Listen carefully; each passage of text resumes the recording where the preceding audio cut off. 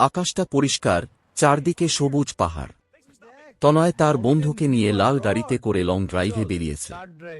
সে ভাবছিল আজ দিনটা খুব ভালো কাটবে। হঠাৎ রাস্তার মাঝখানে একটি ছোট ছেলেকে দেখা গেল। তার হাতে একটি লাঠি। গাড়িটি থামতেই ছেলেটি দ্রুত গাড়িতে ওঠার চেষ্টা করল। তনয় কিছু বুঝে ওঠার আগেই দেখল ছেলেটির হাতে লাঠি নয়, বরং একটি বন্দুক। মুহূর্তের মধ্যে এক গুলির শব্দে তনয়ের সব আনন্দ ভয়ে পড়ল।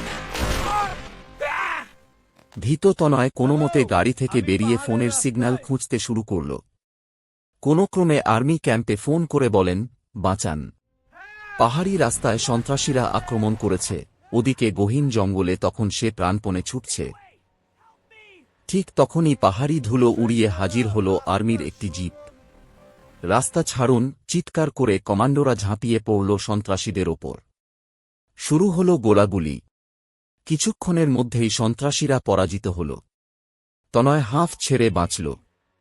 পাহাড়ের নির্জনতায় আবারও ফিরে এল শান্তি।